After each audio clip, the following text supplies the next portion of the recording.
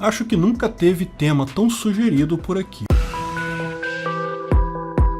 Esse é o Visão Libertária, sua fonte de informações descentralizadas e distribuídas. Esse artigo foi sugerido por S. Santos Alves, Porquinho da Índia, Alexandre Pereira, R2, Zaratrusta e tantos outros. Escrito e narrado por Peter Turguniev. Depois de muitas recomendações, finalmente ontem consegui tirar umas horinhas para assistir o filme mais comentado no meio libertário, A Ilha das Rosas, na Netflix. E achei ótimo. Quem me recomendou eu agradeço, quem não viu ainda não deixe de ver. Se não tem Netflix não tem problema, você certamente sabe como conseguir ver, só não deixe de ver, é muito legal. O filme conta uma história real, bem conhecida dos moradores de Rimini, uma cidade na costa do mar Adriático da Itália. A história aconteceu mesmo, mas de forma não surpreendente, não é ensinada nos livros de história de lá, nem do resto do mundo. O filme em si é ótimo, eu tenho que confessar que não sou grande especialista em atuação, mas fiquei comovido com ele. A filmagem de várias cenas não pode ter ficado barata, foi uma produção muito bem feita.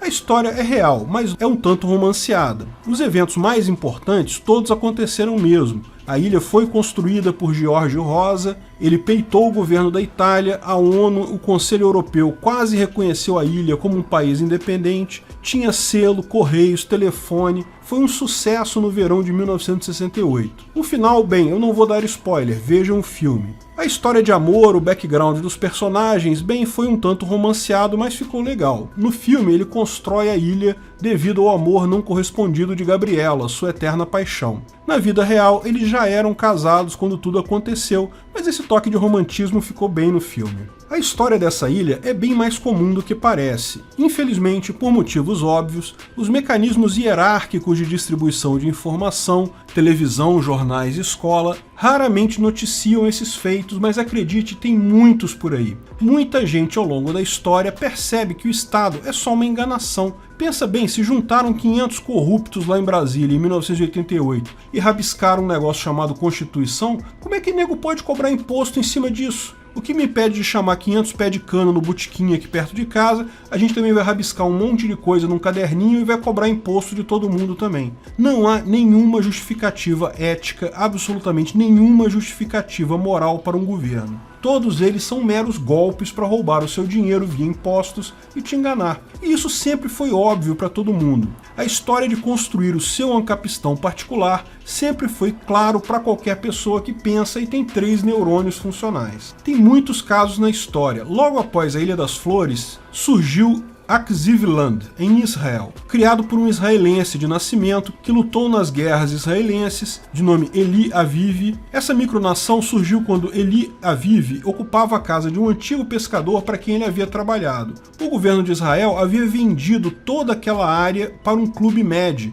um empreendimento de turismo enorme. Como Eli Aviv se recusava a sair da casa, o governo israelense mandou tratores para demolir a casa dele. Em protesto, Eli declarou a independência do Estado, se recusando a sair do local. Os vizinhos todos apoiaram ele, o cara era gente boa, super simpático. O caso ganhou fama nos jornais da região e, tal como a Ilha das Rosas, acabou virando um ponto turístico. No final, o próprio Clube Med preferiu deixar o microestado ali para seus propósitos turísticos. Existe até hoje esse microestado, é uma república democrática constitucional, segundo o texto da sua Constituição, que diz que o presidente é democraticamente eleito com seu próprio voto e tem sempre apenas uma pessoa no país. Esse tipo de democracia eu aprovo, secessão individual, esse é o caminho. Tem casos mais recentes, como o Principado de Pontinha, na Ilha da Madeira, em Portugal. Vocês sabem, a Ilha da Madeira é uma ilha relativamente distante de Portugal, fica na costa da África, na verdade, mas faz parte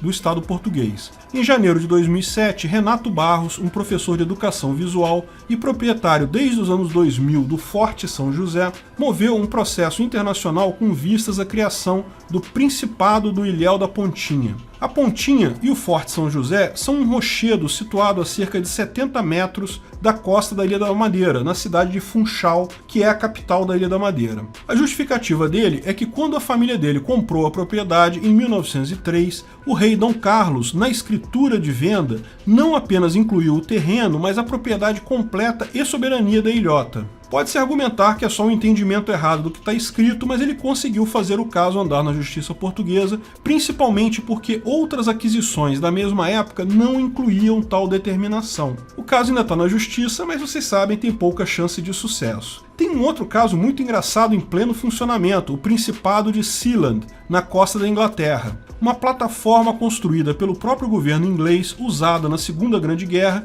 e depois disso abandonada. Ela foi invadida em 1965, portanto antes até da Ilha das Rosas, por um grupo de radioamadores, que dali conseguiam colocar uma estação de rádio pirata que podia ser ouvida até em Londres. Depois de várias vendas, doações e até invasões, Sealand foi oficializada como um país independente por Roy Bates. A ida de um diplomata alemão até a ilha foi usada por Bates para indicar que ele havia sido reconhecido pela Alemanha como um país. Em 1987, a Inglaterra aumentou suas águas territoriais para 12 milhas, fazendo com que a plataforma ficasse agora em águas territoriais inglesas. Roy Bates então anunciou que ele também expandiu as águas territoriais dele para 12 milhas e que a Inglaterra agora está nas águas territoriais do Principado de Sealand. Ainda hoje a situação da plataforma é disputada. O filho do fundador, Michael Bates, fez a constituição da ilha, emitiu moedas, selos e tudo mais. Tal como a Ilha das Rosas, recebe centenas de pedidos de cidadania o ano todo.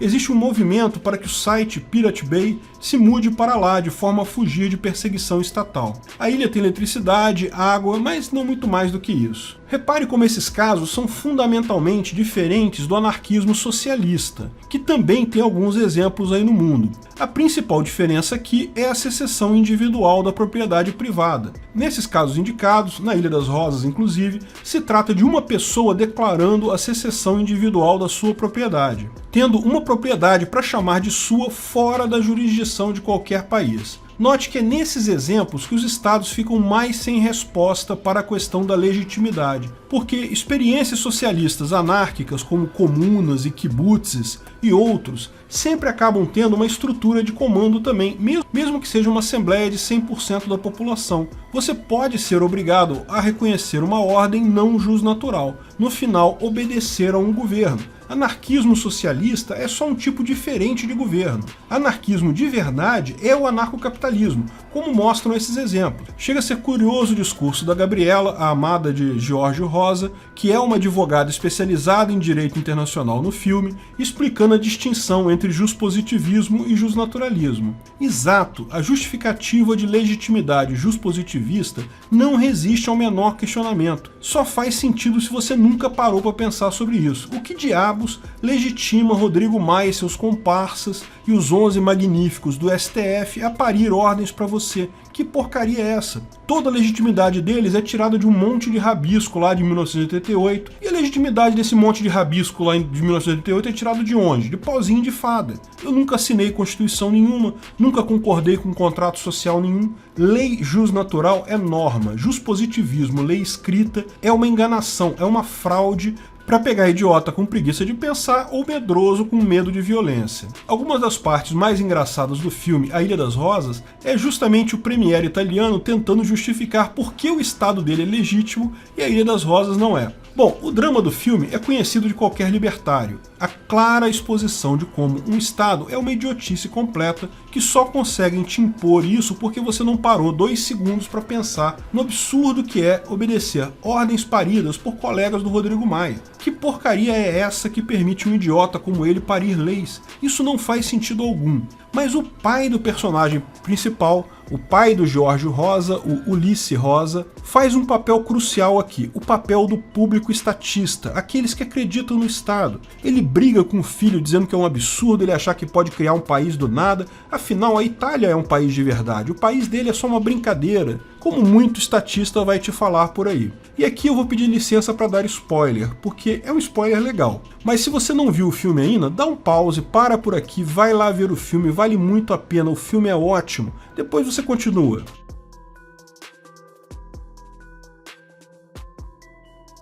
Pois é, o pai do George Rosa, Ulisse Rosa, aparece poucas vezes no filme. Foi difícil até achar o nome dele. É um personagem secundário quase, a não ser que você preste atenção, porque no final ele é a essência daquilo que dá legitimidade na prática ao Estado. muito mais do que políticos e religiosos que tentam pateticamente justificar a legitimidade, porque a Itália é um estado legítimo e a Ilha das Rosas não seria. Porque o pai dele genuinamente acredita no estado. É aquele cara que faz a transição mais difícil de todas no filme. Ele ama o filho, lógico, logo no início mostra ele tirando o filho de confusões, mas ele acha aquela ideia de um estado novo, sem leis, uma besteira sem sentido. Ele quer o estado atual, ele quer os limites, ele quer as leis. Infelizmente, é assim que muita gente pensa. Tomar decisões, decidir sobre riscos é algo complicado. A grande maioria das pessoas prefere que alguém tome decisões difíceis para ela. Não é à toa que tem tanta gente nesse momento seguindo regras absolutamente idiotas e sem nenhum sentido lógico sobre essa pandemia. Porque numa situação como a que vivemos, não existem opções livres de risco. Tomar vacina tem risco, não tomar tem risco também. Muita gente prefere, nessa situação, ter uma autoridade que mande ela fazer algo. Seja algo lógico ou não, seja algo correto ou não. Prefere isso a ter que tomar a sua própria decisão. Pior, vai criticar você por não obedecer à autoridade que ela decidiu escolher de forma aleatória, mesmo que não exista um pingo de evidência, uma lógica que seja na decisão dessa dita autoridade. Ok, muito libertário, acha lindo no filme quando o Giorgio Rosa, logo no início, peita os policiais porque o carro dele não tem placa, quando ele decide criar a ilha no meio do mar, porque foram as leis idiotas do estado que fizeram ele perder a Gabriela, a amada dele, quando ele e seus amigos peitam os navios de guerra do governo italiano. Mas eu tenho que confessar que o que eu achei mais bacana de tudo no filme foi quando o pai dele toma a pílula vermelha e fala para ele não desistir. Para quem não lembra, em determinado momento do filme, o governo italiano oferece um monte de dinheiro para todos os amigos que fizeram a ilha, 2 licenças para resorts para o Giorgio, para ele abrir mão da ilha. Ele seria rico por gerações. Ao mesmo tempo, o Estado faz a retaliação e obriga a empresa a demitir o pai dele. O pai dele trabalhava na fábrica da Ducati há 35 anos, era dos melhores funcionários e foi demitido como retaliação. As reservas do pai dele quanto à ilha, ele já tinha falado antes, falado que não acreditava naquilo. Giorgio Rosa, então, com pena do pai, parece pronto a jogar a toalha. Fala pro pai que ele vai deixar pra lá, o pai tem razão, uma hora a gente tem que dizer sim para o governo. Mas é justamente nesse ponto que o pai dele percebe o que está acontecendo, percebe o desespero do governo italiano, que está sendo humilhado pelo garoto. Percebe que a retaliação violenta de demitir ele da empresa, de ameaçar a violência, de oferecer dinheiro, é só a demonstração de fraqueza do Estado. No final do filme, como é padrão, o Estado chega com a única justificativa real de legitimidade que tem, a força. Foi assim na Ilha das Flores, foi assim no Principado de Pontinha, foi assim na República de Cospaia, seja onde for. A única legitimidade que o Estado tem é o uso da força bruta. Não há diferença nenhuma entre o Estado, uma máfia, uma gangue de criminosos, só o uso de violência garante a soberania do Estado. O Estado italiano manda o Andrea Doria, um de seus maiores navios de guerra, para explodir a Ilha das Flores, uma tristeza. Felizmente, uma força que o Estado é cada vez menos capaz de fazer. Sim, se você montar uma ilha no meio do mar, provavelmente ainda vai sofrer a mesma retaliação. Mas a cada momento, o território físico é menos importante. A informação e a tecnologia acaba sendo muito mais relevante. A força econômica, o dinheiro, é o que importa em última análise. Essa força estatal de usar violência em locais físicos está se tornando totalmente inefetiva. Em pouco tempo, o Estado não vai conseguir brigar mais pelo que é importante. Obrigado por sua audiência.